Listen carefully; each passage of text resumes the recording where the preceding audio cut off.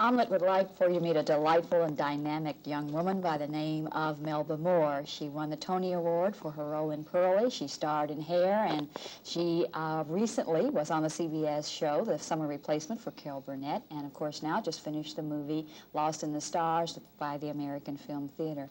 Melba, to start off with, I was reading some bio or some interviews you'd granted, and a comment you'd made about your performance in Hair. You said that taught you to take a chance. Now, that's bad to throw that at you like that, but do you remember what you were referring to by that? Yeah, I remembered the entire atmosphere of the show. Okay.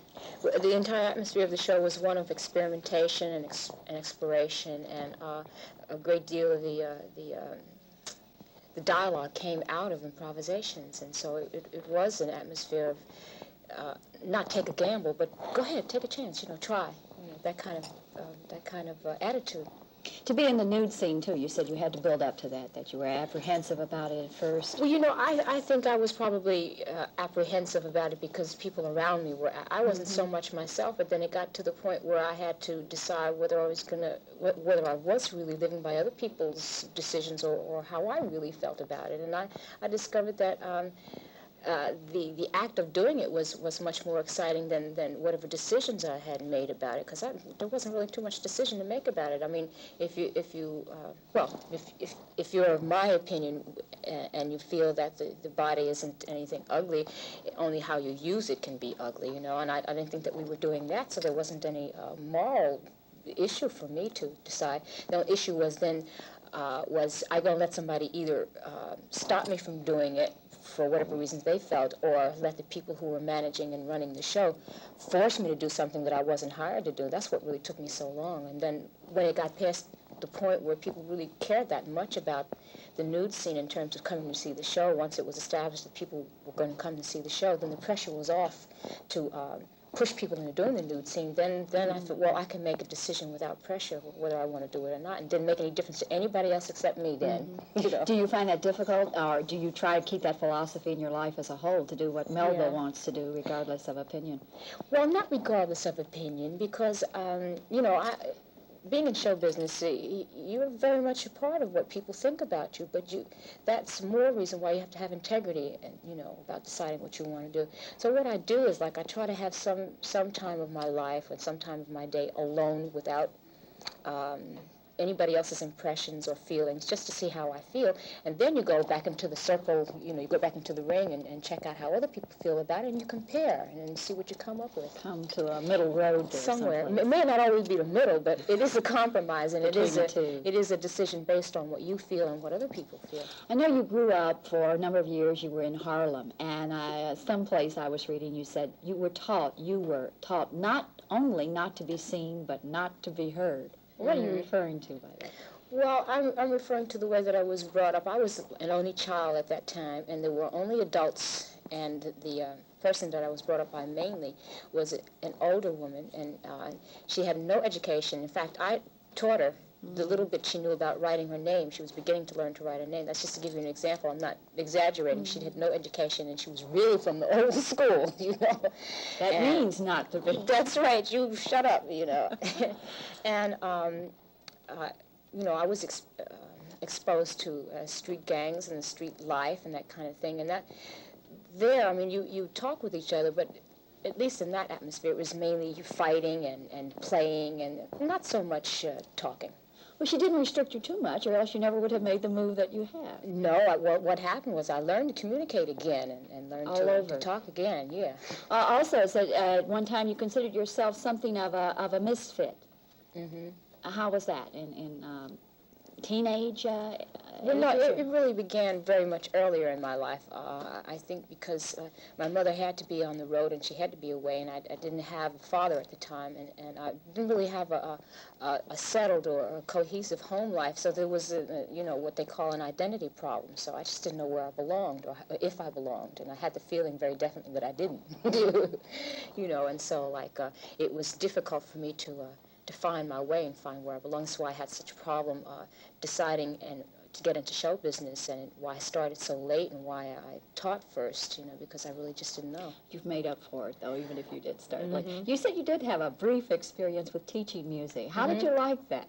I loved it. It was a great challenge. I discovered that I was Did you good at communicate it. well with the kids? Yeah, I had to, and it was like being on stage. You're there, and you either do it or die. And if you die, it's because those kids help you, you know, because they try it. They do. And what was the only thing that really got me through is that I cared about people, and they were people to me, and I love music, and it was important to me to share whatever good feelings I had about that. So that really helped me overcome any of the problems I had, and it was really basically a problem of communication. But as you say, if they knew you liked them and you really had their interests at heart, I think that's the big opening with young people. You can't hide that, no. You know, and you can't hide the lack of it. They know it. Somebody once referred to your voice as it's like a bicycle with 6 gears, and I'm glad they didn't say a siren. fantastic range. One minute you can be singing something sexy, something gospel, something blues, and something very innocent. You have a marvelous voice. When you first started out, were you thinking mainly of just a singing career, not so much being an actress? I wasn't singing when I started professionally. Yeah, I was just thinking of a singing career, that's all. Because weren't you doing something while teaching? Isn't that? I was singing with a group then, but then really I hadn't decided to go into show business. That was a hobby. And what kind of group was it? It was a vocal and dramatic ensemble, and it was the first semi or whatever stage experience I had, and we wrote and performed all the music that not all the music, a great deal of it. We wrote the scripts, and I got a chance to write. I played the piano, you know, we danced, we did everything. The group was called Voices Inc., Voices Incorporated, and they did like a musical anthology, you know, of Black history. You've done a lot of appearances in nightclubs. What is it about it that you like? That it's a whole different thing. It's showbiz. Right there. Yeah. Well, now that I know I can sing, I enjoy that. I enjoy, you know, I suppose this is loving. It's a way of love. Everybody, you know, I don't care whatever problems we have. It always really, I think, goes back to love. You know, either the lack of it or the too much of the wrong kind, too much of the right kind, not enough. Some means of love, and that's what the whole experience is, you know. And getting to know you, and saying something. It's important for us to say, and it's important for us to feel that somebody else has had the same experience or an experience that we can empathize with, and it's exciting. It's life. And there are people right there. You play to them. You react right. to them. At first, I just was telling something about how I felt, and fortunately, people picked it up, and it was something they were interested in. Then after a while, I got enough courage to look in the faces and see what was happening, and then I got to the point where I would go out and look and check them out. You know, I was using my eyes, my ears, whatever senses I had, so that we could quickly get to be friends. You know. And you would adjust your format, your songs, according to the mood of the audience. Well, I don't really adjust the format so much as I adjust my attitude. You know, that's why I never do a song, or any artist who works that way may never do a thing twice the same way, because they're feeling, whether they're aware of it or not, they're feeling what the vibes are, and according to what they tell you, that's what you pay attention to. What's your lifestyle like, Melba?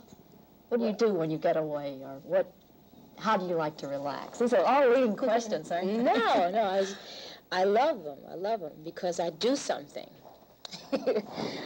I like the desert, and now I like the mountains. I'm a city girl, and through the success, you know, and business and everything, I've had a chance to travel, and this is something that I've discovered that's brand new, so it's like a new toy. A friend of mine, I did a special in Nashville, Tennessee, and the fellow was working in public relations, and I kind of was staying to myself. I didn't know the people too well, and it was in the South, and I'm not from the South, so I didn't know what it was. I said, well, I want to keep a friendly attitude, so I'll stay by myself. But anyway, he was from Los Angeles, and I went back there to stay after I left Tennessee, and we got talking, and he's a real nature freak. He took me to the Mojave Desert out there, and we started out early in the daytime, and I got out there. I walked around, and it's real hilly and mountainous, and the mountains are pink because they're quartz. And there's crystal laying on the ground, and I picked them up, and that's good luck. Crystals they are. Well, different stones do different things to your body, they really do. But anyway, there was an area out there that was like real. We were up, and it was like sitting around the edge of a bowl, and it went way, way down. You can just imagine how it was when the sea used to be there, and the hills were all different colors, and the wind kept blowing. It just kept blowing and kept blowing, kept blowing, kept blowing. It seemed like every time I started to say something to him, the wind would start to blow again. And after a while, it got to be like it was a person. I said, how come every time I start talking, the wind starts blowing like it wants me to shut up? And after a while, I start hollering at the wind. That's a scene I'd like to see. I let out a noise, and it was so high and so loud and so long until, like, the guy did like this, you know. He said he was getting chills down his back because he knew what happened. Nature thing just freaked me out. What was the wind doing in response? It was howling back at me. Thank you so much, Melba Moore, for sharing a few minutes with us on Omelet. Thank you.